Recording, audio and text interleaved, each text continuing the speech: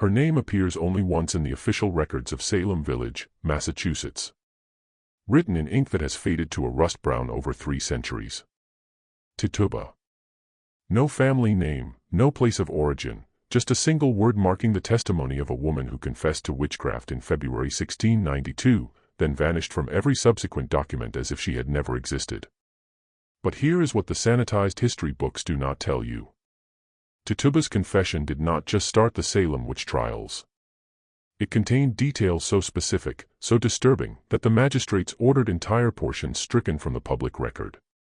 For over 200 years, historians claimed these pages were lost. They were not lost. They were hidden. And what they reveal about the true nature of Salem's hysteria, about who orchestrated it and why, is a story that powerful families spent generations ensuring would never reach the light. Before we continue with the story of Tituba and the conspiracy that made her disappear, if you enjoy uncovering the darkest secrets of American history, make sure to subscribe and hit the bell icon so you never miss a story that challenges everything you thought you knew. What happened in Salem in 1692 was not an accident. It was the final explosion of tensions that had been building for over a decade in a community already fracturing under the weight of its own contradictions. Salem Village in late 1691 was not a place of peace. Despite what travelers saw, neat clapboard houses arranged around a common, smoke rising from chimneys into the gray Massachusetts sky, fields marked by stone walls that spoke of backbreaking labor, the settlement was fracturing from within. Only 15 years old as an independent parish, Salem Village existed in the shadow of its wealthier neighbor, Salem Town, where merchant ships brought prosperity the farmers could only dream of. The village consisted of perhaps 600 souls spread across farmland that grew rockier and less productive each year. Families who had arrived with high hopes found themselves struggling against thin soil, harsh winters, and the constant fear of raids from the north, where King William's War still raged against French and indigenous forces.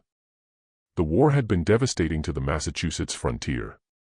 Since 1688, coordinated attacks by French forces and their Wabanaki allies had destroyed settlements throughout Maine and New Hampshire. Refugees flooded south, bringing tales of burning homes, captured families, and midnight massacres. Several families in Salem Village had taken in these refugees, hearing first-hand accounts of violence that fed a pervasive anxiety. The enemy could be anywhere, could strike at any time. This fear of invisible threats would prove crucial to what was coming. But it was the internal conflicts that truly poisoned Salem Village. The western farmers, led by families like the Putnams who had been among the first settlers, resented the eastern landowners, who maintained closer ties to Salem Town's merchant elite. This was not merely economic jealousy. It was a fundamental disagreement about the community's identity. Were they independent farmers building a godly commonwealth? Or were they merely a rural appendage to the commercial interests of Salem Town? The question infected every aspect of village life. These tensions played out most visibly in the village church, where the position of minister had become a battleground. The congregation had gone through 3 ministers in 15 years, each departure marked by bitter disputes over salary, housing, and authority. The Reverend Samuel Parris had arrived in 1689, the latest attempt to bring stability to a fractured community. He would instead preside over its destruction. Parris was 46 years old when he came to Salem Village, a man whose life had been marked by failure and resentment. Born in London to a family with merchant connections, he had been sent to Harvard but never graduated. He tried his hand at trade in Barbados, where his father had left him a small plantation, but proved incompetent at managing either the business or the enslaved people who worked it. By the mid-1680s, he was bankrupt, forced to sell most of his holdings. What he retained were 2 enslaved people, a man named John and a woman named Tituba. The relationship between Parris and Tituba was the subject of whispered speculation even before they arrived in Massachusetts. Some claimed she had been his concubine in Barbados, that his marriage to Elizabeth Eldridge in 1681 had been an attempt to establish respectability. There was no proof of this, but the rumors persisted, fed by the fact that Parris seemed to trust Tituba with responsibilities far beyond what was typical for an enslaved woman. She managed his household, had access to his papers, and was present during private family discussions. This unusual closeness would later seem significant. When Parris turned to ministry, it was less a calling than a last resort. The Puritan Church in Massachusetts was always short of educated ministers willing to serve in rural parishes, and Parris's partial Harvard education was enough to qualify him. He preached his first sermons in Salem Village in 1688 and, after months of negotiation over salary and property rights, was officially ordained in November 1689. He brought with him his wife Elizabeth, their 3 children, Thomas, Elizabeth, called Betty, and Susanna, his orphaned niece Abigail Williams, and his 2 enslaved people. From the beginning, Parris's ministry was contentious. He preached sermons about invisible enemies and conspiracies against the righteous, sermons that grew darker as winter approached.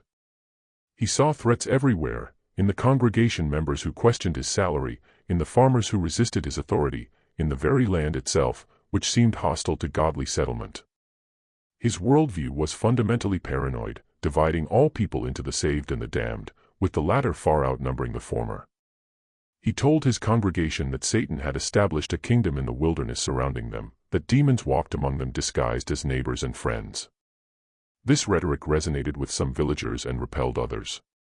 The Putnam family, led by Thomas Putnam and his brothers, became Parris's strongest supporters. They saw in him an ally against the Salem town faction and a voice for their vision of a pure, independent farming community. The Porter family and their allies, who maintained commercial ties to Salem town, viewed Parris as a divisive troublemaker. They withheld portions of his salary and challenged his right to own the parsonage and its land. By late 1691, the village was essentially split into 2 camps, with Parris's position growing increasingly precarious. It was into this poisonous atmosphere that Tituba disappeared each night, climbing the narrow stairs to the unheated attic room she shared with John. She was perhaps 30 years old, though no one had ever asked. Her skin marked her as different in a community that prided itself on English purity, though whether she was African, indigenous, or mixed, the villagers debated in whispers. Some claimed she was a Carib from the islands. Others said she was African by way of Barbados. Still others insisted she had Spanish or Portuguese blood. The truth was that no one knew, and no one cared enough to ask her directly. She was simply the Indian woman, or Parris's slave. Her identity reduced to her status. Tituba spoke rarely and always in a peculiar accent that some claimed was Spanish, others Portuguese, still others a corrupted English picked up in the Caribbean. She had learned the language in Barbados, that much was known before Parris purchased her and brought her to the frozen north. The transition must have been devastating, from tropical heat to New England winter, from a plantation with dozens of other enslaved people to isolation in a hostile village, from a place where a knowledge of herbs and healing was valued to one where such knowledge was viewed with suspicion. She worked from dawn until long after dark, cooking, cleaning, tending the garden, caring for Betty and Abigail, spinning, weaving, making soap and candles, all the endless labor that kept a colonial household functioning. Parris paid her nothing, of course, she was property, not a person. But he also depended on her completely. His wife Elizabeth was often ill, suffering from ailments that were never clearly diagnosed but which left her bedridden for days at a time. Without Tituba, the household would have collapsed. In the kitchen where Tituba spent most of her hours, there was a particular stone in the hearth that had cracked from repeated heating and cooling. She would stare at that crack sometimes when she thought no one was watching. The pattern resembled a bird in flight, wings spread wide. Those who noticed thought she was simple-minded, prone to daydreaming. They had no idea she was remembering. Remembering what exactly? The historical record is silent, but we can imagine, perhaps a life before enslavement, before the Middle Passage, or the plantation, or the sale that brought her to Paris. Perhaps family, language, home, all the things that had been stripped away. Or perhaps she was simply planning, calculating, waiting for an opportunity that she knew would eventually come. Because Tituba, as events would prove, was anything but simple-minded. The other person who spent significant time in the Parris household was Abigail Williams, Parris's niece. She was 11 years old in the winter of 1691 to 1692, orphaned under circumstances that were never clearly explained. Some said her parents had died in an Indian raid in Maine, others that they had succumbed to disease. Parris had taken her in out of family obligation, but he treated her more as a servant than a daughter. Abigail slept in a small room off the kitchen, helped Tituba with household work, and received minimal education beyond basic reading and religious instruction. Abigail was a sharp, observant child with a talent for reading people. She understood the tensions in the household, her uncle's resentment at his treatment by the congregation, her aunt's chronic illness, the whispered arguments about money. She also understood that her position was precarious. If Paris's ministry failed, if the family had to leave Salem Village, what would become of her? An orphaned girl with no property and no prospects had few options in colonial Massachusetts. She would likely be bound out as a servant to whatever family would take her. This anxiety made Abigail hyper-aware of power dynamics. She watched how her uncle wielded authority through his sermons, how certain families commanded respect while others were dismissed. She noticed that accusations carried weight, that reputation could be destroyed by whispers. She was learning lessons that would soon prove catastrophic. Betty Paris, by contrast, was a fragile, anxious child. At 9 years old, she was prone to nightmares and crying fits. Her father's dark sermons terrified her. He preached about children being born in sin, about the devil seeking to claim young souls, about the torments awaiting the damned. Betty took these warnings literally, lying awake at night convinced that demons were waiting in the shadows of her room. Her mother's illness frightened her as well. She had already lost one infant sibling, and the fear that her mother might die haunted her. The relationship between Betty and Abigail was complex. They were close in age and spent most of their time together, but they were not equals. Betty was the minister's daughter, entitled to deference. Abigail was the orphaned dependent, always aware of her inferior status. This dynamic would become crucial as events unfolded. The winter of 1691 to 1692 came early and stayed late. By January, snow lay 3 feet deep in places, and the wood supply in many homes ran dangerously low. The Paris household suffered along with the rest. The minister's salary was perpetually in arrears, paid partly in firewood that never seemed enough. Betty spent hours shivering by the insufficient fire while her father penned sermons about godly suffering. Abigail tried to entertain them both with games and stories, but the long dark pressed in on them. The isolation was profound. In summer, children could play outside, women could visit neighbors, men could work in the fields. But winter locked everyone indoors, sometimes for days at a time when storms made travel impossible. The Paris household was particularly isolated because of the minister's conflicts with much of the congregation. Families that might have invited the children for visits stayed away. The girls had few friends, little entertainment, and endless empty hours to fill. It was Abigail who first asked Tituba to tell them stories. The enslaved woman resisted at first. Her place was to work silently, to be invisible despite her visible difference. But Abigail was persistent, and eventually, on a January evening when Reverend Paris was visiting a parishioner and Mrs. Paris lay ill in bed, Tituba sat with the 2 girls by the dying fire and began to speak. She told them about Barbados, the impossible heat that made New England summer feel cool by comparison, plants that bloomed in colors that didn't exist in gray Massachusetts, birds that could mimic human voices so perfectly you couldn't tell them from people. She described sugar plantations where hundreds of enslaved people worked fields that stretched to the horizon, and the songs they sang to make the labor bearable. She spoke of the ocean, vast and blue-green, so different from the cold, gray Atlantic that bordered Massachusetts. The girls were entranced. They had never traveled beyond Salem and its immediate surroundings. The world Tituba described was exotic, almost unimaginable. They begged for more stories, and Tituba obliged. Night after night when circumstances allowed, she told them about the different peoples who lived in Barbados, Africans from various kingdoms, indigenous people from the mainland, Europeans from England and Spain and Portugal and Holland, all mixed together in ways that would have been impossible in Puritan New England. And then, because the girls begged for something frightening, she told them about the obeah practitioners she had known, people who could read the future in eggs and water, who knew which plants could cure and which could kill, who understood that the world held forces the English ministers never mentioned in their sermons. She shouldn't have. She knew even as the words left her mouth that she was making a terrible mistake. But there was power in being listened to, in seeing these privileged white girls lean forward with wide eyes, hanging on her every word. For a few stolen hours, Tituba was not invisible. She was the center of attention, the keeper of knowledge, the one with power. It was intoxicating and dangerous in equal measure. The sessions continued, always in secret. Tituba taught them small tricks, how to crack an egg into a glass of water and interpret the shapes the white made as it dispersed, how to listen to the wind in the chimney and distinguish natural sounds from something more. She showed them herbs from her carefully tended corner of the garden, explained their properties: pennyroyal for women's complaints, tansy for fever, foxglove for the heart, though it could kill if the dose was wrong. It was innocent knowledge, the kind every woman carried in the Caribbean, the kind that kept people alive in a world without doctors or apothecaries. But in Puritan New England, it was something else entirely. The knowledge of herbs was acceptable when practiced by English goodwives who had learned from their mothers. But when it came from a dark-skinned woman from the Caribbean, it became suspect. It smacked of popery, of heathen practices, of the kind of folk magic that the church condemned as devil worship. Tituba must have known this.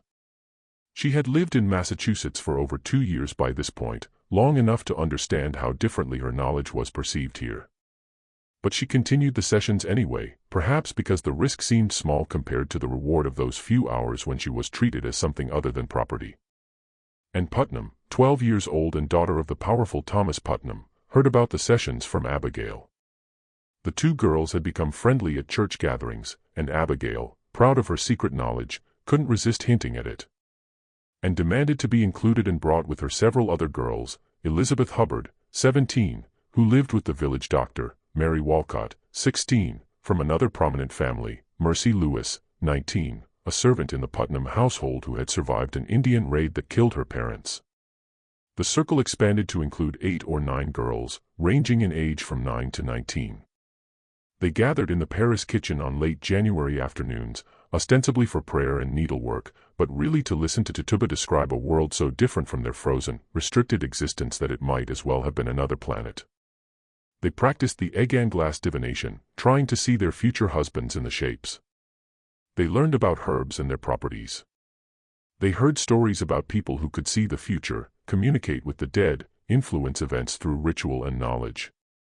For the girls, this was thrilling. Their lives were severely constrained by Puritan expectations: no dancing, no singing except psalms, no games, no frivolity. Their futures were predetermined: marriage, childbearing, household labor, early death. The knowledge Tituba offered suggested other possibilities, other ways of having power and agency in a world that offered them none. What none of them knew was that Tituba was being watched. Reverend Paris had noticed the change in his daughter, a new animation in her eyes, whispered conversations with Abigail that stopped when he entered. He suspected youthful mischief, perhaps even the dangerous frivolity that could lead to dancing or singing, sins that could corrupt a young soul. He began to spy on his own household, listening at doors, watching through cracks in the floorboards from the room above. What he heard alarmed him: Tituba speaking about practices he recognized as witchcraft, his daughter and niece participating eagerly, other girls from the village involved. This was exactly the kind of corruption he had warned about in his sermons, Satan working through the most innocent-seeming vessels to establish his kingdom. But Paris didn't act immediately. He was a calculating man, always aware of his precarious position. An accusation of witchcraft was serious, potentially dangerous to the accuser if it couldn't be proven. He needed to be certain. He needed evidence. So he continued to watch and listen, gathering information, waiting for the right moment.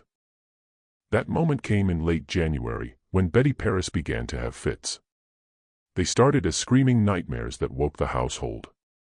The 9-year-old would sit bolt upright in bed, eyes wide but unseeing, and shriek about flames and demons. Mrs. Paris rushed to comfort her, but Betty seemed not to recognize her own mother. She spoke in a strange voice, sometimes crying out words that made no sense, sometimes going rigid and silent for minutes at a time. The fits progressed quickly. Soon Betty was having episodes during the day, crying out in pain, contorting her body into strange positions. She would suddenly freeze in the middle of a task, staring at something no one else could see. She complained of being pricked by invisible needles, of pressure on her chest that made it hard to breathe. She tried to throw herself into the fire and had to be physically restrained. Reverend Paris was initially convinced this was divine punishment for some sin in his household. He led hours-long prayer sessions, begging God to reveal what transgression had brought this affliction upon his daughter. But the fits only worsened. Betty began having convulsions, her body jerking violently. She made sounds like a dog barking or a cat hissing. She tried to bite people who came near her. The village doctor, William Griggs, was called. He was an elderly man with limited medical knowledge, trained through apprenticeship rather than formal education. He examined Betty thoroughly, checking for fever, looking for signs of disease, asking about her diet and habits. He found nothing physically wrong. Her pulse was strong, her color good, no signs of illness. Yet clearly something was terribly wrong. After several visits, Dr. Griggs spoke the words that would doom Salem: "The evil hand is upon her." In the medical understanding of the time, this was a diagnosis of last resort. When no natural cause could be found for an illness, especially one involving strange behaviors and convulsions, supernatural causes were considered. The evil hand meant witchcraft. Someone was using occult means to torment the child. The diagnosis spread through the village like wildfire. The minister's daughter was bewitched. Satan had struck at the heart of the godly community. If the minister's own household wasn't safe, no one was. Within days, Abigail Williams began displaying similar symptoms. She had fits during which she screamed and convulsed. She claimed to see specters, ghostly figures that tormented her. She tried to run up the chimney, insisting she could fly. She spoke in voices that didn't sound like her own. The two girls' afflictions seemed to feed off each other, each episode triggering a response in the other. Then and Putnam began having fits, then Elizabeth Hubbard, then Mary Walcott. The affliction spread among the girls who had gathered in Tituba's circle, each developing similar symptoms. They would freeze in place mid-conversation or suddenly cry out as if being stabbed by invisible needles. They saw visions, dark shapes in the corners of rooms, animals that spoke with human voices, women flying through the night air.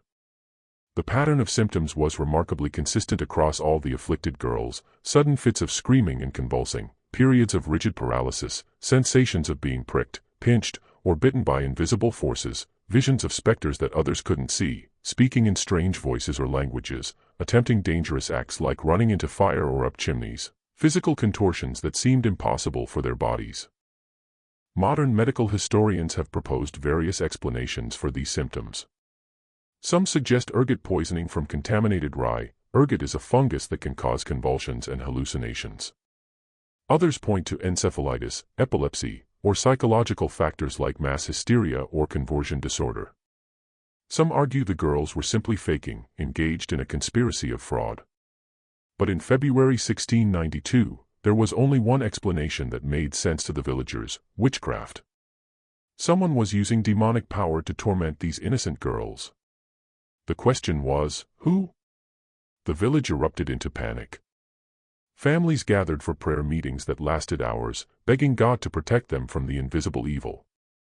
Reverend Parris preached sermons about Satan's assault on the godly, about the need to root out the witches who had made a covenant with the devil. The Putnam family, powerful and influential, demanded action. If Satan had established a foothold in Salem village, the godly had an obligation to destroy it. But there was a problem. The afflicted girls couldn't, or wouldn't, name their tormentors. When asked who was afflicting them, they would cry out in pain, claiming the witches were choking them to prevent them from speaking. This went on for weeks, building tension and fear throughout the community. Behind the scenes, pressure was building on the girls to name names. Their families questioned them repeatedly. Reverend Parris interrogated Betty and Abigail for hours. The village leaders made it clear that the crisis couldn't be resolved until the witches were identified. The girls were the only ones who could see the specters, the only ones who could name the guilty. The entire community was depending on them. It's impossible to know what was going through the girls' minds during this period. Were they genuinely experiencing something they interpreted as supernatural attack? Were they caught up in a shared delusion, each girl's symptoms reinforcing the others? Were they consciously fabricating, enjoying the attention and power their afflictions brought them? Or was it some combination of all three, perhaps starting with genuine illness or psychological distress, then being shaped and directed by adult expectations and pressure? What's clear is that by late February, the girls were ready to name names, and the names they chose were not random. On February 25, 1692, arrest warrants were issued for 3 women, Sarah Good, Sarah Osborne, and Tituba. The choice of these 3 was not random, though the villagers would later claim the afflicted girls had named them spontaneously during fits. Each woman had been carefully selected for maximum vulnerability. Sarah Good was perhaps 40 years old, though she looked older. She had once been from a respectable family, but her father's suicide and subsequent legal battles over his estate had left her impoverished. Her first husband died leaving debts, and her second husband, William Good, was a laborer who could barely support them. They were homeless, moving from place to place, sleeping in barns and begging for food and shelter. Sarah had a sharp tongue and cursed those who refused her charity. She smoked a pipe, unusual for a woman. She had given birth to a baby girl just months earlier, and the infant was sickly. Sarah was exactly the kind of person Puritans associated with witchcraft: poor, angry, disreputable, living on the margins of society. Sarah Osborne was in her late 50s, bedridden with illness. She had scandalized the community years earlier by living with her second husband before marrying him. She had also been involved in a legal dispute with the Putnam family over land. She rarely attended church, claiming illness prevented her. Like Sarah Good, she was already marked as different and difficult, someone the community would easily believe capable of witchcraft. And then there was Tituba, enslaved, dark-skinned, foreign, known to have knowledge of herbs and Caribbean practices. She was the perfect scapegoat, legally powerless, with no family to defend her and no standing to refuse anything demanded of her. But Tituba was also the key. The Putnam family had been asking questions, gathering information. They knew about the kitchen sessions, the stories, the egg and glass divinations. They knew she had been teaching the girls practices that could be interpreted as witchcraft. They knew she was vulnerable. And they knew that if they could get her to confess, it would validate everything: the girls' afflictions, the existence of a witchcraft conspiracy, the need for aggressive prosecution. What they didn't know was that Tituba had already made a choice. She had seen this coming. She had watched the girls' afflictions spread, had heard the whispers, had felt the net closing around her. She knew she would be accused, and she had decided exactly how she would respond. The preliminary examinations took place in the Salem Village Meeting House on March 1st. The building was packed. Nearly every villager had come to witness the spectacle. People stood in the aisles, crowded into the gallery, pressed against the walls. The atmosphere was electric with fear and anticipation. Magistrates John Hathorne and Jonathan Corwin had traveled from Salem town to conduct the proceedings. Hathorne was a wealthy merchant and politician, a man of considerable power in the colony. He was also deeply convinced of the reality of witchcraft and the need to prosecute it aggressively. He would conduct the examinations not as neutral inquiries, but as prosecutions, assuming guilt and demanding confession. The afflicted girls sat in prominent places, surrounded by family members who supported them when the fits came: Betty and Abigail Paris, and Putnam Jr., Elizabeth Hubbard, Mary Walcott, Mercy Lewis. They ranged in age from 9 to 19, but in that moment they held more power than anyone else in the room. Their words would determine who lived and who died. Sarah Good was questioned first. She was brought in looking haggard and defiant, her baby in her arms. Hathorne began with an accusation disguised as a question: "Sarah Good, what evil spirit have you familiarity with?" "None," Sarah replied. "Have you made no contract with the devil?" "No." "Why do you hurt these children?" "I do not hurt them. I scorn it." The magistrate pressed her, asking the same questions in different forms, trying to trap her in contradictions. Sarah denied everything with sullen defiance, insisting she was innocent, that she had never hurt the children, never made any covenant with the devil. But her denials were interrupted by the afflicted girls, who began to writhe and scream, claiming Sarah's specter was tormenting them even as she stood in the meeting house. "Sarah Good, do you not see now what you have done?" Hathorne demanded. "Why do you not tell us the truth? Why do you thus torment these poor children?" "I do not torment them," Sarah insisted. "Who do you employ then to do it?" "I employ nobody." "What creature do you employ then?" No creature, but I am falsely accused. The examination went on for hours.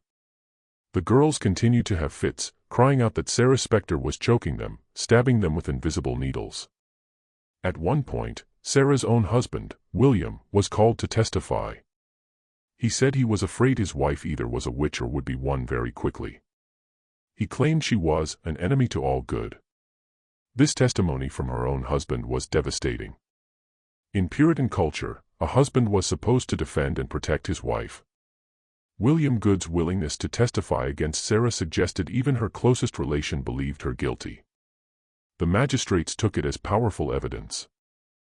After hours of interrogation that went nowhere, Sarah continued to deny everything. The girls continued to accuse her. She was led away to be held for trial.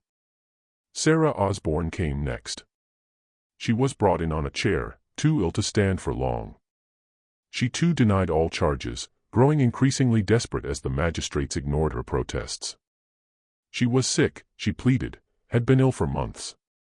How could she torment children when she could barely leave her bed? The devil may appear in your shape and do mischief without your knowledge or consent, Hathorne suggested, introducing the concept of spectral evidence that would become central to the trials.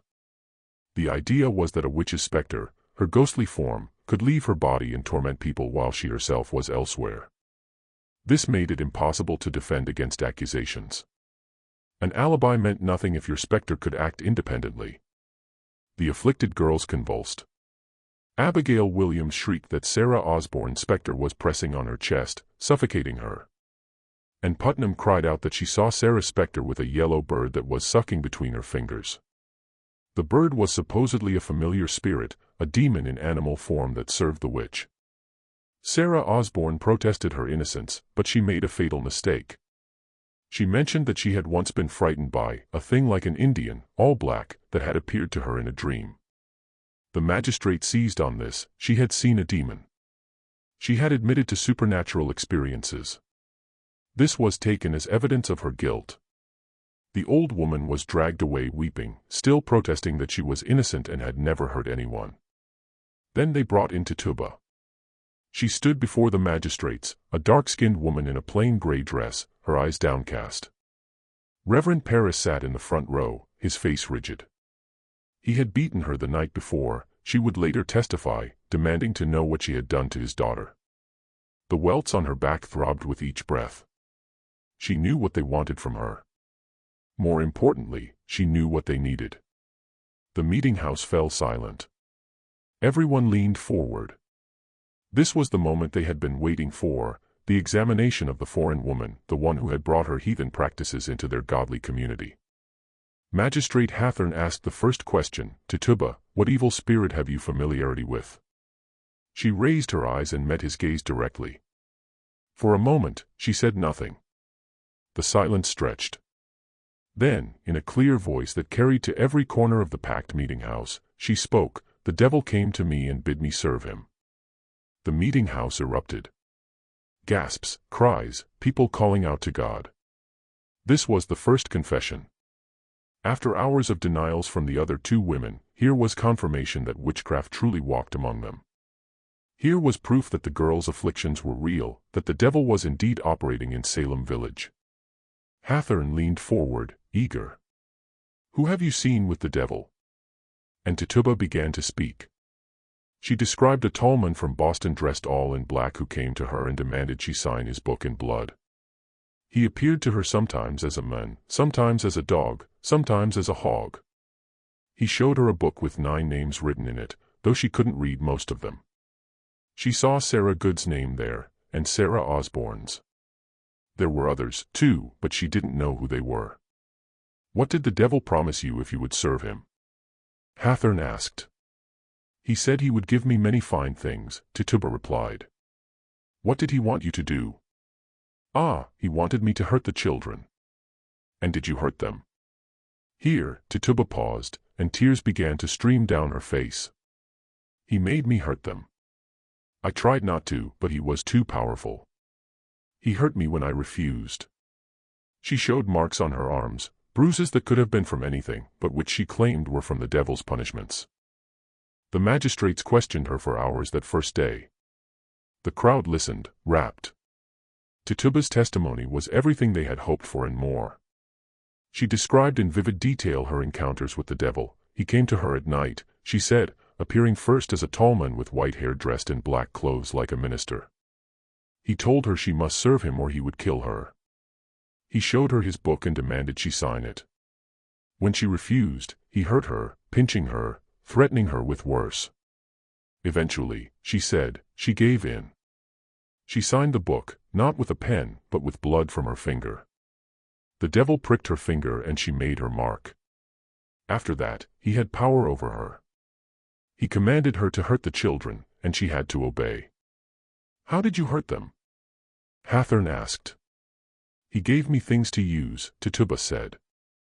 Poppets, little dolls made of rags. He told me to stick pins in them, and when I did, the children would feel pain. Where are these puppets now? I don't know. He took them away. Who else have you seen with the devil? I saw Sarah Good and Sarah Osborne. They were at a meeting with the devil. There were others, too. A tall man with white hair, and a woman with white hair. I don't know their names. This was crucial. Tituba was describing not just individual witches, but a conspiracy. A coven of witches meeting together with the devil. This confirmed the magistrate's worst fears. It wasn't just a few isolated cases of witchcraft. It was an organized assault on the godly community. Where did these meetings take place? Hathorn asked. At the minister's house, Tituba said, and the crowd gasped. They came at night, flying through the air. The devil brought them. How did they fly? On sticks, like poles. They rode through the air. Did you fly with them? Yes, Tituba admitted. The devil made me. We flew to Boston and back in one night. This detail, the flight to Boston, was particularly significant.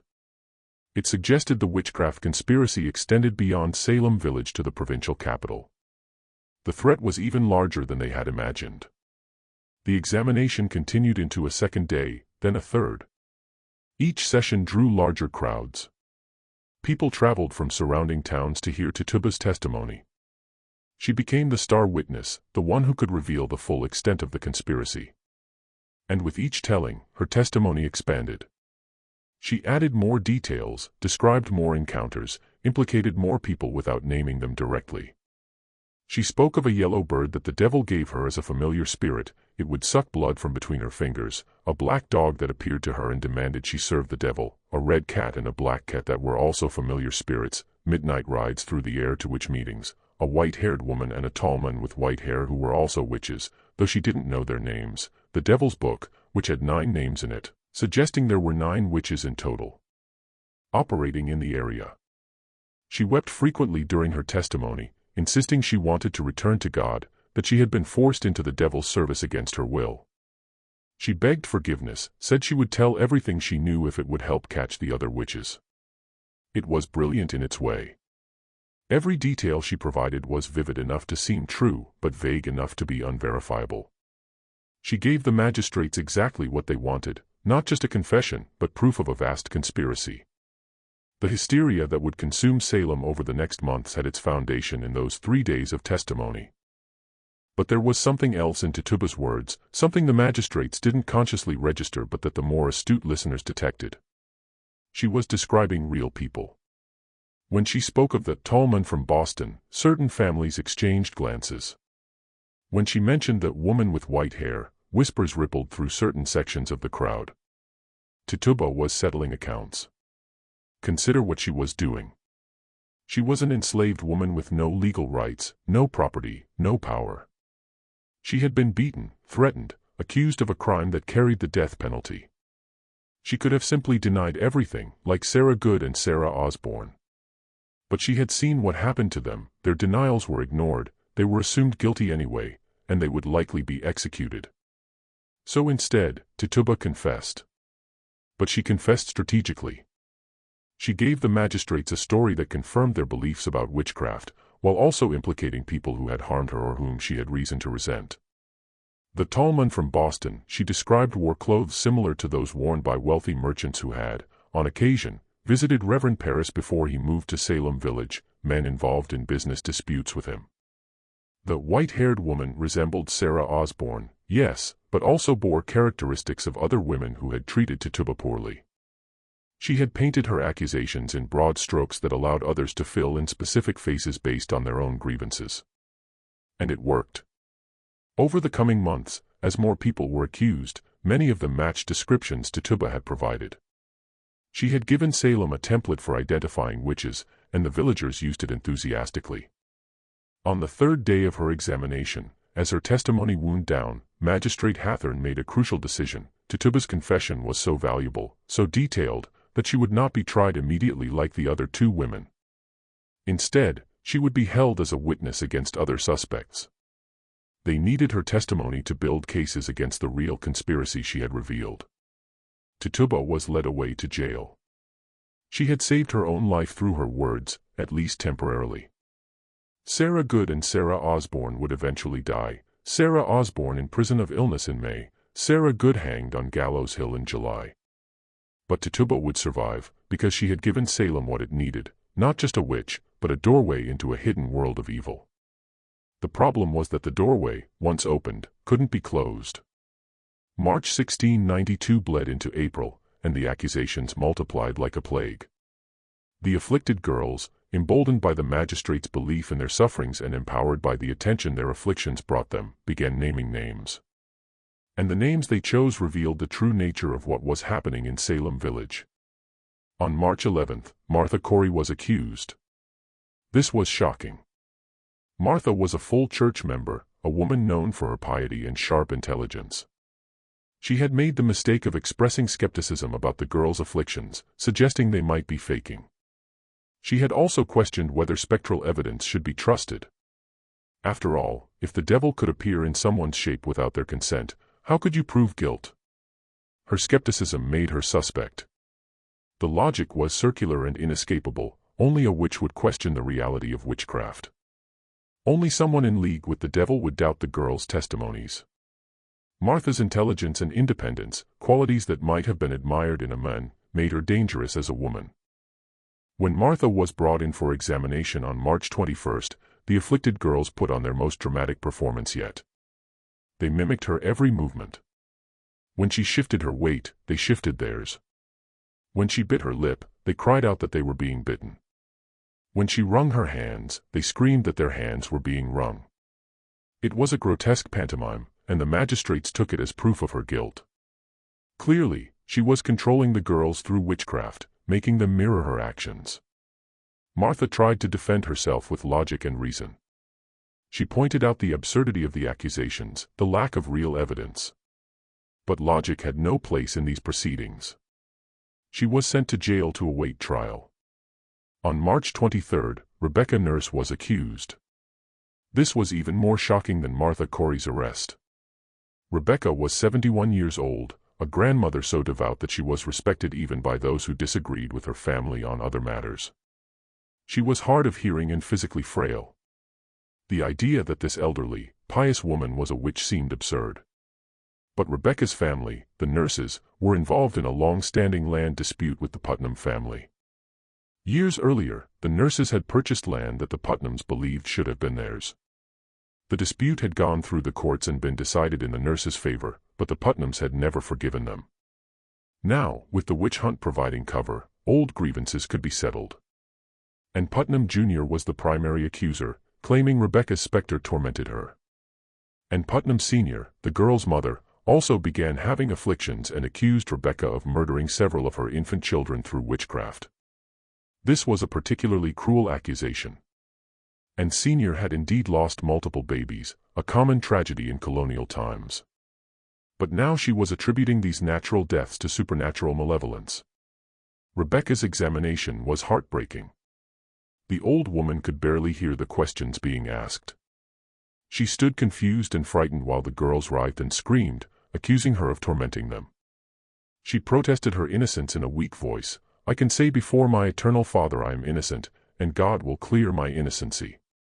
But God did not clear her innocency, at least not in the eyes of the magistrates. She was sent to jail, and her arrest sent a clear message: no one was safe. If Rebecca Nurse could be accused, anyone could be. The pattern became clear.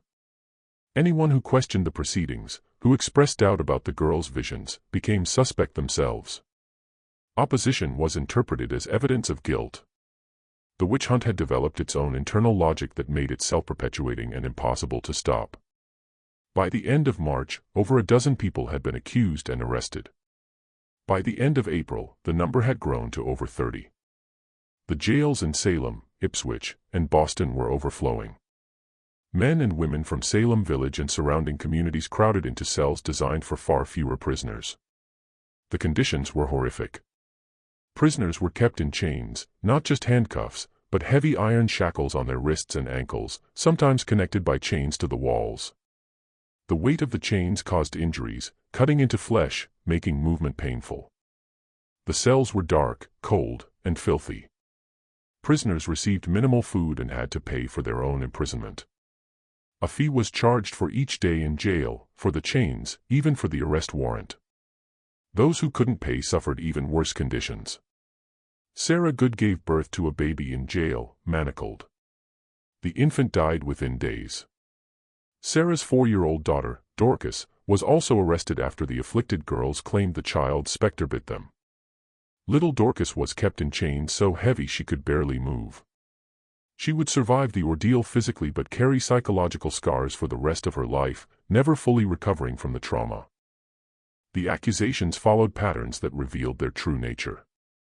People who were accused tended to be those involved in property disputes with accusers' families, those who had questioned the proceedings or expressed skepticism, those who were already marginalized, the poor, the elderly, the socially awkward, those whose families had opposed Reverend Parris or supported his enemies, women who were too independent, too outspoken, too wealthy, or too poor, anyone who had made enemies in the small, claustrophobic world of Salem Village. Behind the public spectacle, a more calculated campaign was unfolding. The Putnam family was at its center. Thomas Putnam was the most influential man in Salem Village despite never holding high office. His family had been among the first settlers, and he owned significant land holdings, though not as much as he believed he deserved. His father's will had disappointed him, leaving substantial property to a stepmother Thomas despised. Several land disputes with neighbors had gone against him. He supported Reverend Parris fiercely, seeing in the minister an ally against the Salem town elite who looked down on village farmers. His wife, and Putnam Sr., had suffered multiple miscarriages and infant deaths, 7 children lost before they reached adulthood.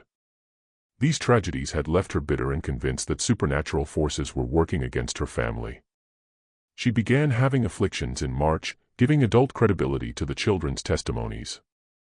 At 30 years old, she was the oldest of the afflicted, and her accusations carried particular weight. Their daughter, and Putnam Jr., was 12 years old and the most prolific of the afflicted girls. She would eventually accuse 62 people of witchcraft, more than any other accuser. Some historians would later note that nearly every person and accused had some connection to the Putnam family's grievances, people who had won land disputes against them, families who supported rival factions in village politics, those who had questioned Reverend Parris's right to certain property. But Jr. was a child. Someone was guiding her accusations, providing names, describing old resentments in language a 12-year-old transformed into visions and spectral torments. That someone was her mother, and Putnam Sr., who would herself begin having afflictions in March. The Putnam women, mother and daughter, became the twin engines driving the witch hunt forward. The magistrates never questioned this pattern because it confirmed their worldview. Satan would naturally target a godly family like the Putnams. The fact that accusations lined up with temporal disputes was simply evidence that the devil worked through earthly grievances to divide communities. They investigated nothing, verified nothing. The spectral evidence, testimony that a witch's ghost or demon had appeared to cause harm, became sufficient for arrest and trial. In May, the crisis reached a new level. A new governor arrived in Massachusetts Bay Colony. Sir William Phips found his province in chaos, with jails full of accused witches and no legal framework for trying them. The previous governor had been recalled to England, leaving the colony in administrative limbo. Phips had been appointed to restore order, but he arrived to find a situation spiraling out of control. Phips quickly established a special court of oyer and terminer, a court with authority to hear and determine the witchcraft cases. The court's judges were drawn from the colony's elite. William Stoughton, the lieutenant governor, served as chief justice. The other judges included Samuel Sewell, John Richards, Nathaniel Saltonstall, Waite Winthrop, Bartholomew Gedney, John Hathorne, and Jonathan Corwin. These were powerful men convinced of the witchcraft conspiracy's reality. Stoughton in particular was a hardliner, absolutely certain that Satan had established a kingdom in Massachusetts and that aggressive prosecution was necessary to destroy it. He would prove to be the driving force behind the executions to come. The court's first session was scheduled for early June. But before the trials could begin, the judges had to resolve a crucial legal question: what kind of evidence would be admissible? In English law, witchcraft was difficult to prove because it was an invisible crime. You couldn't see someone casting a spell or making a pact with the devil. You needed either a confession or testimony from witnesses who had seen suspicious activities. But the Salem cases relied primarily on spectral evidence, the testimony of afflicted persons that they had seen the accused person's specter tormenting them. The problem with spectral evidence was obvious: it was completely subjective and impossible to verify. If someone claimed to see your ghost attacking them, how could you prove they hadn't? You couldn't. The only defense was to deny it, but denial was taken as further evidence of guilt. It was a perfect trap. Some ministers and legal authorities expressed concerns about spectral evidence. Most notably, several Boston ministers wrote a letter urging caution, pointing out that the devil might appear in the shape of innocent people to deceive the afflicted. If that was possible, then spectral evidence alone couldn't prove guilt. But the judges, led by Stoughton, decided to allow spectral evidence. They reasoned that God wouldn't permit the devil to appear in the shape of innocent people. That would be too deceptive, too contrary to God's justice. Therefore, if someone's specter was seen tormenting the afflicted, that person must have given the devil permission to use their shape, which meant they were guilty. This decision sealed the fate of everyone accused. With spectral evidence admissible, conviction was almost inevitable. The afflicted girl's visions, which couldn't be verified or challenged, became the primary evidence. And the girls, realizing the power they held, used it freely. The first trial was held on June 2, 1692. Bridget Bishop stood before the court of Oyer and Terminer, accused of witchcraft. Bridget was about 60 years old, a tavern keeper known for colorful dress and a sharp tongue. She had been married 3 times, unusual for a woman of her era. She wore red bodices and other bright clothing that Puritans considered immodest. Her tavern was a place where people drank and played games like shovelboard, activities the more strict Puritans frowned upon. She had been accused of witchcraft once before, years earlier, though the charges had been dropped. Now she faced accusation again, and this time the court was determined to convict. The evidence against her included spectral evidence from the afflicted girls, who claimed her specter tormented them, testimony from neighbors who said she had appeared to them in spectral form years earlier, the discovery of poppets, rag dolls with pins stuck in them, supposedly found in the walls of her house during renovation, claims that she had a preternatural teat on her body where familiar spirits could suck. The poppets were particularly damaging. In the folklore of the time, witches supposedly made dolls representing their victims and stuck pins in them to cause pain. The fact that such dolls had allegedly been found in Bridget's house seemed like concrete evidence. Bridget denied everything. She insisted she was innocent, that she had never hurt anyone, that she knew nothing about witchcraft. But her denials were useless. The spectral evidence was overwhelming, and the judges were convinced of her guilt. The trial lasted only 1 day. The jury deliberated briefly and returned a verdict: guilty. Bridget Bishop was hanged on June 10, 1692, on a rocky outcrop that would become known as Gallows Hill. She was the first execution of the Salem Witch Trials, but she would not be the last.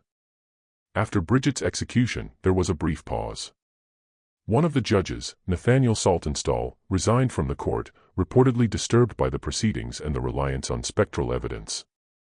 But he was quickly replaced, and the trials continued. The next session of the court was held in late June. 5 women were tried and convicted: Sarah Good, Rebecca Nurse, Susanna Martin, Elizabeth Howe, and Sarah Wilds.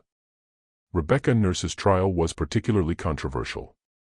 Despite the spectral evidence against her, many people testified to her good character. 39 members of the community signed a petition declaring their belief in her innocence. The jury initially returned a verdict of not guilty, but Chief Justice Stoughton was not satisfied. He sent the jury back to reconsider, pointing out testimony they had supposedly overlooked. Under pressure, the jury changed their verdict to guilty. Governor Phipps granted Rebecca a reprieve, but then rescinded it after the afflicted girls had renewed fits. Rebecca Nurse, 71 years old and pious to the end, was condemned to hang. Sarah Good went to her death cursing Reverend Nicholas Noyes, who urged her to confess. "You are a liar," she shouted at him. "I am no more a witch than you are a wizard. And if you take away my life, God will give you blood to drink." According to legend, Noyes died years later of a hemorrhage, choking on his own blood. The 5 women were hanged together on July 19, 1692. A crowd gathered to watch. The condemned were brought to Gallows Hill in a cart, their hands bound. They were allowed to pray and speak final words, though Sarah Good's curses were probably not what the authorities had hoped for. Then, one by one, they were hanged. Hanging in colonial times was not the quick death of a modern execution with a calculated drop to break the neck. The condemned were made to climb a ladder, a noose was placed around their neck, and then the ladder was removed. They died slowly of strangulation, their bodies jerking and convulsing as they suffocated. It could take several minutes. The crowd watched it all. After the bodies stopped moving, they were cut down and buried in shallow graves nearby. The families were not allowed to claim the bodies for proper burial. Witches didn't deserve Christian burial in consecrated ground. But Rebecca Nurse's family defied this order. Under cover of darkness, they retrieved her body and buried it secretly on their property. The exact location was kept secret for generations, marked only by a small stone to prevent authorities from disturbing the grave. August brought more trials and more executions. On August 19, 5 more people were hanged: George Burroughs, John Proctor, John Willard, George Jacobs Sr., and Martha Carrier. George Burroughs was a former minister of Salem Village, a Harvard-educated man who had left the position years earlier after disputes with the congregation. He was accused of being the ringleader of the witches, the black men who presided over their meetings. The evidence against him was particularly flimsy. He was unusually strong for his size, supposedly lifting heavy barrels with ease, which was taken as evidence of supernatural strength, and he had been married multiple times, with some of his wives dying under circumstances that were now reinterpreted as suspicious. At the gallows, Burroughs recited the Lord's Prayer perfectly. This was significant because folklore held that witches couldn't recite the Lord's Prayer without making mistakes. His perfect recitation caused murmuring in the crowd. Perhaps he was innocent after all. But Cotton Mather, the influential Boston minister who had come to witness the execution, addressed the crowd from horseback. He assured them that the devil could appear as an angel of light, that Burroughs' ability to recite the prayer meant nothing. The execution proceeded. John Proctor had been a vocal opponent of the trials, calling the afflicted girls frauds and liars. He had written letters to Boston ministers begging them to intervene, to move the trials to Boston where cooler heads might prevail. His outspoken opposition made him a target. When he was accused, he knew it was retaliation for his criticism. His wife Elizabeth was also accused and convicted, but she was pregnant, and the execution of pregnant women was forbidden. She would survive in jail until after the trials ended. John Willard was a deputy constable who had been involved in arresting accused witches. But he became disturbed by what he was seeing, the flimsy evidence, the obvious innocence of many accused. He refused to make any more arrests. Shortly after, he himself was accused. The message was clear: you were either with the witch hunt or against it, and being against it made you suspect. George Jacobs Sr. was 80 years old, so frail he needed 2 canes to walk. His own granddaughter, Margaret Jacobs, testified against him, though she would later recant, saying she had been coerced and lied. But by then it was too late. Martha Carrier was called a rampant hag by Cotton Mather. She had a sharp tongue and didn't suffer fools. She had also been involved in a property dispute with the Putnam family. Her children were arrested and tortured until they testified against her. Faced with seeing their children in chains and threatened with worse, several accused witches' children gave false testimony against their own parents. September brought the final executions. On September 22, 8 more people were hanged: Mary Easty, Martha Corey, and Pewdater, Samuel Wardwell, Mary Parker, Alice Parker, Wilmot Red, and Margaret Scott. Mary Easty was Rebecca Nurse's sister. She had actually been released briefly after her initial arrest, but then the afflicted girls had renewed fits and she was rearrested. She wrote a petition to the judges that stands as one of the most eloquent documents of the trials. "I petition to your honors not for my own life, for I know I must die, and my appointed time is set, but that no more innocent blood may be shed. I would humbly beg of you that your honors would be pleased to examine these afflicted persons strictly and keep them apart some time, and likewise to try some of these confessing witches, I being confident there is several of them has belied themselves and others." She was asking the judges to do what they should have done from the beginning: test the afflicted girls' testimonies, separate them to see if their stories remained consistent, question the confessions that had been obtained through coercion and torture. But her petition was ignored. She was hanged with the others. Martha Corey, the church member who had questioned the proceedings, went to her death maintaining her innocence. Her husband, Giles Corey, had already died in a particularly horrific manner. Giles was 80 years old, a cantankerous farmer who had initially supported the trials but then turned against them when his wife was accused. He himself was accused shortly after, but Giles refused to enter a plea. He wouldn't say guilty or not guilty. Under English law, a person who refused to plead couldn't be tried. This was a problem because if he wasn't tried, his property couldn't be confiscated. Giles was protecting his son's inheritance. The authorities had a solution: peine forte et dure, hard and forceful punishment. Giles was stripped and laid on the ground. A board was placed on his chest, and heavy stones were piled on top, one by one. The weight was meant to force him to enter a plea, but Giles refused. For 2 days, he lay under increasing weight, his ribs cracking, his breathing becoming more labored. Witnesses said that when the sheriff asked him to plead, Giles's only response was, "More weight." He died on September 19, crushed to death, never having entered a plea. His property passed to his sons. It was a final act of defiance, and it came at a terrible cost. By the end of September, 19 people had been hanged, 1 had been pressed to death, and at least 5 more had died in prison. Dozens more awaited trial. The jails were overflowing. Families were destroyed. The community was traumatized. And through it all, Tituba sat in her cell. The magistrates had lost interest in Tituba. As more exciting suspects emerged, they had her confession on record. They didn't need her testimony for subsequent trials. Her detailed confession had served its purpose. It had validated the existence of a witchcraft conspiracy and provided a framework for understanding the afflictions. But once that framework was established, Tituba herself became irrelevant. Reverend Paris, who legally owned her, refused to pay her prison fees. In the bizarre accounting of the time, an accused person had to pay for their imprisonment, a fee for each day in jail, for the chains, for the food, such as it was, even for the arrest warrant. If found guilty and executed, their property was seized to pay these fees. But Tituba had confessed, then provided information, putting her in a strange legal limbo. She was guilty but useful, enslaved but unpaid for. Paris's refusal to pay her fees was effectively abandoning her. He could have paid the fees and retrieved his property, but he chose not to. Perhaps he couldn't afford it, his salary was still in arrears, and he was struggling financially. Perhaps he was ashamed of her, embarrassed that his own enslaved woman had been the first to confess to witchcraft. Or perhaps he simply wanted to forget she existed, to erase this reminder of how the whole nightmare had started. In the dim jail cell, Tituba had time to think.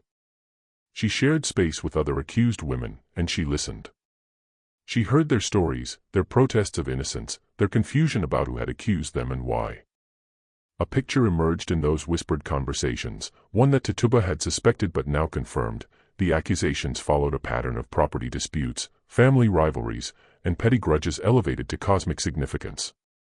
Rebecca Nurse's family had been involved in land disputes with the Putnams. John Proctor had publicly called the afflicted girls frauds. Martha Corey had questioned the proceedings. George Burroughs had left Salem Village years earlier under contentious circumstances. On and on, each accusation could be traced to some mundane conflict, now recast as spiritual warfare. Tituba understood, because she had initiated this pattern. Her testimony had been strategic from the beginning. The tallman from Boston, she described, wore clothes similar to those worn by wealthy merchants who had, on occasion, visited Reverend Parris before he moved to Salem Village, men involved in business disputes with him. The white-haired woman resembled Sarah Osborne, yes, but also bore characteristics of other women who had treated Tituba poorly. She had painted her accusations in broad strokes that allowed others to fill in specific faces based on their own grievances. She had weaponized the magistrate's fears and the community's paranoia. And it had worked beyond her darkest imaginings. But by autumn, the trials were beginning to collapse under their own weight. The problem was that the accusations kept expanding. Too many people had been accused, including increasingly prominent citizens. Wives of merchants were named. Ministers' relatives were accused. Even Governor Phipps's own wife, Lady Mary Phipps, was cried out upon by the afflicted girls. This was a turning point. When the accusations reached the very top of colonial society, the men in power suddenly became much more skeptical. The spectral evidence that had seemed so convincing when applied to marginal figures like Sarah Good or Rebecca Nurse appeared dangerously unreliable when it threatened the governor's wife. If anyone could be accused based solely on visions and dreams, then no one was safe. The very men who had promoted the trials began to fear for themselves and their families. There were other problems. Several of the confessed witches had recanted, saying they had lied under torture or coercion. Margaret Jacobs, who had testified against her grandfather George Jacobs Sr., publicly recanted her testimony, admitting she had been forced to lie. She wrote, "They told me if I would not confess, I should be put down into the dungeon and would be hanged. But if I would confess, I should save my life." The confessions, which had been taken as proof of the conspiracy's reality, were revealed to be products of torture and fear. If the confessions were false, what did that say about the entire proceedings? In October, Reverend Increase Mather, one of the most influential ministers in the colony and father to Cotton Mather, published a treatise titled, Cases of Conscience Concerning Evil Spirits. In it, he questioned the use of spectral evidence. His most famous line would be quoted for centuries: "It were better that 10 suspected witches should escape than that one innocent person should be condemned." This was a direct challenge to the trials. Increase Mather was not some marginal figure, he was president of Harvard, a man whose opinion carried enormous weight. His treatise was endorsed by 14 other prominent ministers. The message was clear: the trials had gone too far, and the methods being used were unreliable. Governor Phipps, seeing the political winds shift and worried about his wife's safety, dissolved the Court of Oyer and Terminer on October 29, 1692. The trials were suspended. A new superior court was established with strict rules about evidence. Spectral testimony was no longer sufficient for conviction, confessions obtained through coercion were inadmissible, physical evidence was required. The new court convened in January 1693. Of 52 people tried under the new rules, only 3 were convicted, and Governor Phipps quickly pardoned them. By May 1693, all remaining accused persons had been released or pardoned. The witch hunt was over.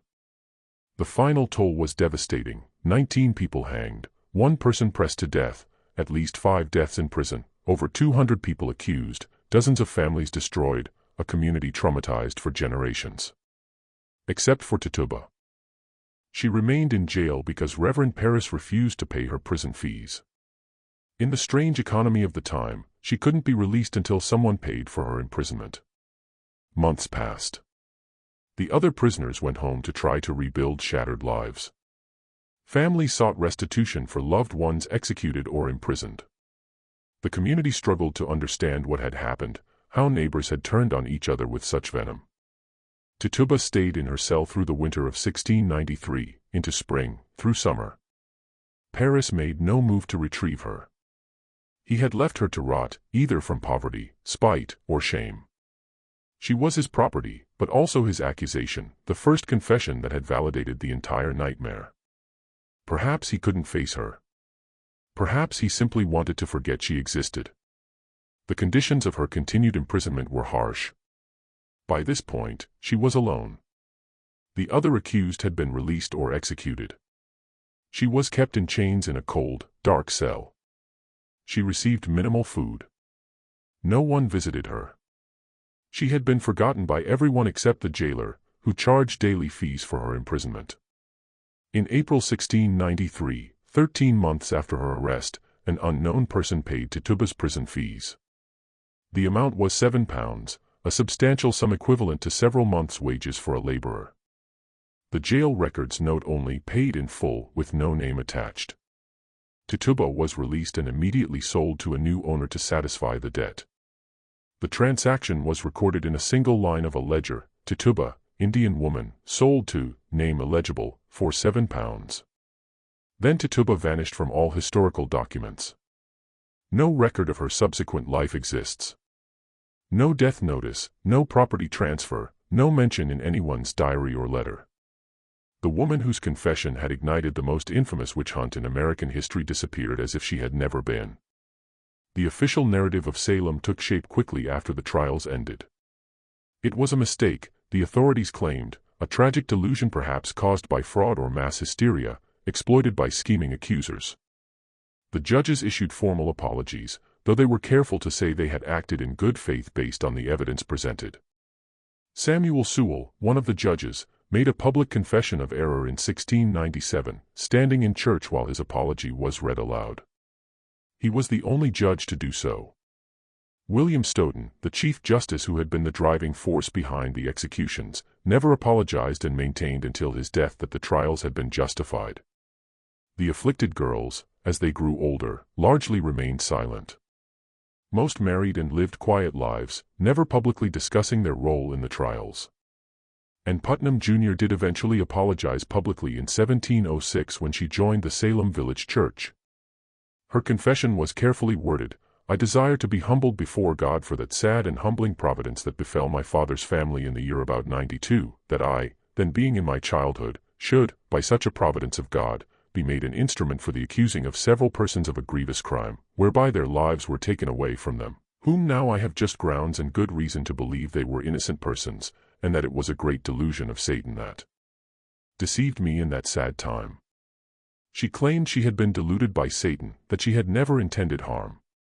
She carefully avoided naming anyone who might have influenced her accusations. She took all the blame on herself while simultaneously claiming she had been deceived. It was a masterful piece of rhetoric that accepted responsibility while denying agency. And Putnam Jr. died young and unmarried in 1715, having spent much of her later life caring for younger siblings after her parents' deaths. Some historians have speculated that she was consumed by guilt, though there's no direct evidence of this. Others suggest she simply had a hard life in a community that never fully forgot her role in the trials. Reverend Samuel Parris was forced out of Salem Village in 1697 after years of contentious battles with his congregation. Many villagers blamed him for the trials, seeing his dark sermons and divisive leadership as having created the atmosphere that made the witch hunt possible. He left owing money and departed without paying Tituba's replacement. His daughter Betty grew up and married, living a quiet life in concord with no apparent lasting effects from her afflictions. His niece Abigail Williams disappeared from records around 1697, with rumors she had died young, though no grave or death notice exists. The Putnam family maintained their influence in Salem Village for another generation, though their reputation was permanently tainted. Thomas Putnam died in 1699, his wife and senior died in 1699 as well. Their deaths came just 7 years after the trials, both dying relatively young. Some saw divine judgment in this. Others noted that they had simply lived hard lives in a hard time. The executed were eventually exonerated, though it took decades. In 1702, the Massachusetts General Court declared the trials unlawful. In 1711, the colony began paying restitution to survivors and victims' families. The amounts were often insultingly small: £20 for a life taken, a few pounds for months of imprisonment. Some families received nothing because they couldn't prove their relative had been innocent or because bureaucratic obstacles prevented payment. In 1957, more than 250 years later, Massachusetts formally pardoned all who had been convicted. In 2001, the last 5 victims were officially exonerated by name. The process of acknowledging the injustice took over 3 centuries. But Tituba was never exonerated, because she had never been convicted. Her confession had saved her from trial, then condemned her to obscurity. The colonial authorities had no interest in drawing attention to the enslaved woman whose testimony had begun it all, whose strategic words had provided the foundation for 19 executions. Later historians debated Tituba's role endlessly. Some portrayed her as a victim, tortured into confession. Others suggested she genuinely believed in the magic she described, that she was practicing Caribbean folk traditions and had no idea they would be interpreted as devil worship. A few recognized what should have been obvious: Tituba was brilliant, manipulative, and desperate, willing to say whatever necessary to survive, even if it meant condemning others. The truth was likely all of these and more. Tituba had been stolen from her homeland, enslaved, dragged across the ocean to a frozen land where she was isolated and abused. When Reverend Paris beat her and demanded to know what she had done to his daughter, she had a choice: maintain innocence and likely be executed, as Sarah Good and Sarah Osborne would be, or confess and give the magistrates what they craved. She chose survival. And in crafting her confession, she was careful, so careful, to implicate people who had harmed her, even as she left details vague enough to be interpreted broadly. That tall man from Boston could have been any number of people. The white-haired woman might have been anyone the listeners wanted to see. Tituba had opened a door and let Salem's own darkness pour through it: the resentments, the land disputes, the religious paranoia, the social hierarchies, all of it dressed up in tales of devil worship and spectral torment. But the document trail suggests something even more disturbing. In 1957, a historian researching the Salem trials at the Massachusetts Archives discovered a collection of documents that had been misfiled for over 2 centuries. Marion Starkey was working on her book The Devil in Massachusetts when she found them, a folder marked simply Salem Miscellaneous, that contained original transcripts of Tituba's examinations. These weren't the cleaned-up versions that had been published in the early 1700s.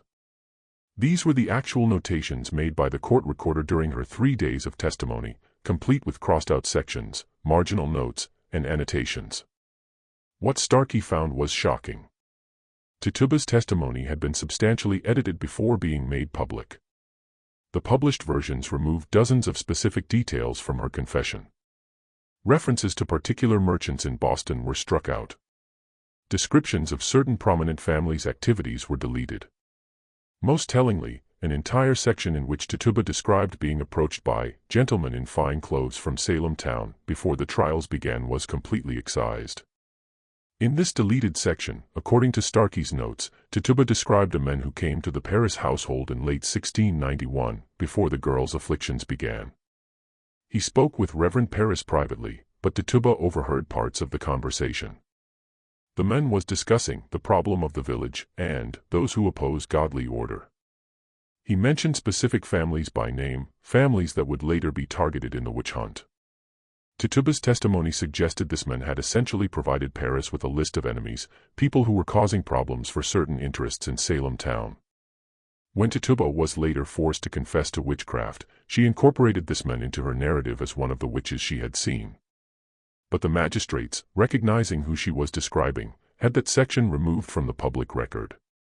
Starkey wrote about these discrepancies in her book, but she framed them as evidence of Tituba's coaching rather than what they actually suggested. Tituba had known things, specific things, about powerful people in colonial Massachusetts. Her testimony threatened to expose not just petty village disputes, but connections to the provincial elite. The documents disappeared shortly after Starkey's research. The archives claimed they had been returned to a private collection and were no longer available for study. No historian has been able to examine them since. Marion Starkey herself became notably silent on the subject in her later years, refusing to discuss the specific passages she had found. In interviews late in her life, she would change the subject when asked about the deleted sections of Tituba's testimony. What was in those deleted sections? What did Tituba actually know? Consider the timeline. Tituba arrived in Salem Village with Reverend Paris in 1689. Paris had been a merchant in Barbados before becoming a minister, a failed merchant by most accounts, who turned to the clergy when his business ventures collapsed. But Barbados in the 1680s was the center of the British Caribbean slave economy, where fortunes were made in sugar and human trafficking. The island was also a hub for smuggling, illegal trade, and the kind of murky financial dealings that built many of Boston's merchant fortunes.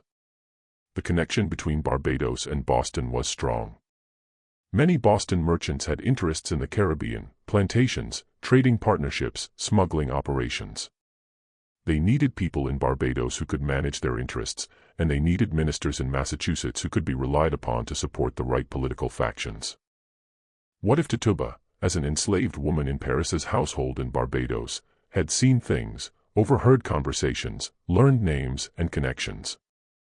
Enslaved people were invisible to their masters in the most dangerous way. The owner spoke freely in front of them, assuming they were too ignorant or too cowed to understand. But Tituba was neither.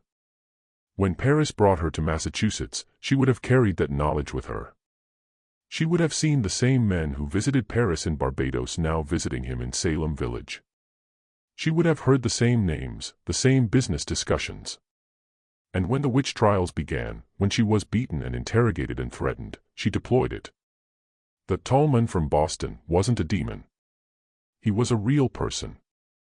Someone connected to the Caribbean trade. Someone whose involvement in the trials would have been devastating to reveal. The deleted passages that Marion Starkey found likely contained enough specific information to identify this person and his associates. That's why they were removed. That's why, after the trials ended and apologies were issued and exonerations were granted, Tituba was left to disappear. She knew too much. Her continued existence, her ability to speak, was a threat. The unknown person who paid her prison fees in April 1693 and then purchased her, that wasn't mercy. It was containment. Someone bought her silence along with her body, then made sure she could never tell her story again. Salem Village tried to forget. The meeting house where the examinations took place was eventually torn down. The homes of the executed were sold off. The accusers married and had children and told them nothing of what they had done. The village itself was renamed Danvers in 1752, perhaps hoping a new name would erase the old stain. But in the quiet hours, people remembered. They remembered the screaming girls and the crowded courtroom. They remembered neighbors led away in chains. They remembered the bodies hanging on Gallows Hill. And they remembered that it had all started with an enslaved woman's confession. Over the years, stories circulated. Travelers passing through claimed that on certain nights, you could still hear screaming from the old jail. Others said the site where Gallows Hill had been, its exact location now lost, deliberately obscured, was perpetually cold even in summer. These were the expected ghost stories, the kind that attached to any site of tragedy. But there were other stories, quieter ones that never made it into the history books, stories passed down through families who had been in Salem during the trials, whispered across generations. One such story concerned a woman matching Tituba's description who appeared in Portsmouth, New Hampshire in the late 1690s. She was enslaved to a merchant family there, and people noted she never spoke of her past. She worked in the household, tended the garden, knew herbs and their uses. She died in 1702 of smallpox and was buried in an unmarked grave. The family that owned her paid for an unusually secure coffin, one with an iron lock, though she had died of disease and posed no risk to anyone. Why would they lock her coffin? What were they afraid she might do, even in death? Another story placed Tituba in Rhode Island, working for a Quaker family who treated their enslaved people with unusual kindness. This Tituba supposedly told her story late in life to a young woman in the household, who wrote it down but never shared it publicly. The manuscript, according to the story, was destroyed by the woman's family after her death because they feared it would stir up old troubles. What was in that manuscript? What version of events did Tituba tell when she finally had a sympathetic listener? A third account came from a Boston merchant's diary entry from 1695, discovered in the 1920s and quickly returned to private hands. The merchant wrote about encountering a Caribbean woman at the docks who approached him and called him by a name he hadn't used since his time in Barbados. She smiled at me, he wrote, and said, "The tall man from Boston remembers, I think." Then she disappeared into the crowd. The merchant never mentioned her again in his diary, but his entries from that point forward grew increasingly anxious, filled with references to old sins and divine judgment. He died in 1698, relatively young, of what was described as a wasting illness. Were any of these stories about the real Tituba? There's no way to know. The historical record maintains its silence. But the stories themselves are telling. They suggest a woman who survived, who carried dangerous knowledge, who was both free and perpetually hunted. They suggest that powerful people continue to fear her long after the trials ended. There's another possibility, darker still. What if Tituba never left Salem jail alive? What if the unknown person who paid her fees and purchased her did so not to employ her, but to silence her permanently? The transaction is recorded, £7 paid. Tituba sold. But there's no record of where she went or who bought her. The name in the ledger is illegible, perhaps deliberately so. In colonial Massachusetts, the death of an enslaved person didn't require much documentation. They were property, not people. If Tituba died shortly after her release, if her new owner disposed of her body in an unmarked grave or in the ocean, there would be no record. She would simply cease to exist in the documentary record, which is exactly what happened. This possibility is supported by the complete absence of any trace of her after April 1693. In a society that documented everything, births, deaths, property transfers, church memberships, legal disputes, Tituba leaves no mark. For a woman who had been at the center of the most significant event in Salem's history, this absence is suspicious. It suggests not just obscurity, but active erasure. The Salem Witch Trials are taught in American schools as a cautionary tale about mass hysteria and the dangers of false accusations. Students learn about spectral evidence and Puritan religious extremism. They might read Arthur Miller's The Crucible, which uses Salem as an allegory for McCarthyism. The message is always the same: this was a dark chapter, a mistake, something that could never happen now.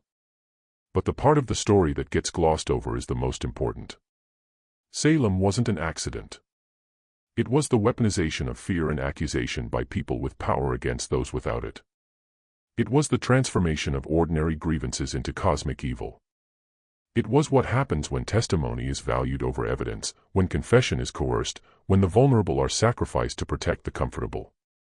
And at the heart of it was an enslaved woman who understood all of this, who saw the game being played and decided to play it herself.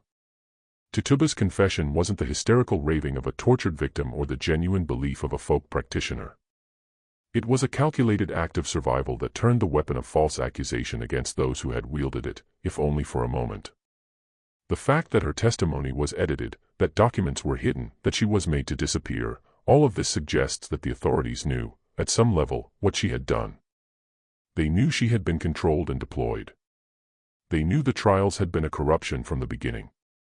And they chose to bury that knowledge along with her. That's the story America never wanted told. Not the one about witches or ergot poisoning or mass delusion. The story about deliberate manipulation of law and fear by the powerful, enabled by a system that made certain people's voices count and others disappear. The story about how easy it is to turn neighbor against neighbor when the right mechanisms are in place. The story about who gets remembered and who gets erased. Tituba's name appears in every account of Salem. But she herself remains invisible. The woman who sparked it all, whose words sent 19 people to their deaths, who outlived her accusers and judges and then vanished. We know almost nothing about her, where she was born, how she learned, what she knew, what she thought as she sat in the jail cell listening to the screams of the dying, what became of her after someone bought her freedom and her silence. The archives stay closed. The documents remain missing. The descendants of Salem's prominent families maintain their respectability. And Tituba stays buried in the blank spaces of history, a name without a face, a voice without an echo. But the fact that we don't know her story is itself part of the story. The erasure is the point.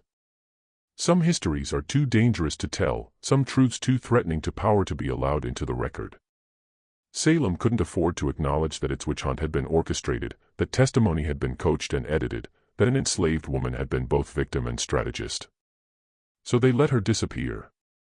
And in that disappearance, in that carefully maintained silence, lies the real horror of Salem. Not demons or witches or spectral torment. Just people with power protecting themselves. And a woman who briefly threatened that power before being swallowed by the mechanism she had helped create. The question that haunts Salem isn't whether witches were real. It's what happened to Tituba. Where did she go after April 1693? Did she live out her days in quiet servitude, carrying her secrets to an unmarked grave? Did she die shortly after her release, silenced permanently by those who feared what she knew? Or did she survive, moving from place to place, always looking over her shoulder, always aware that powerful people wanted her gone? We'll never know. The historical record is silent.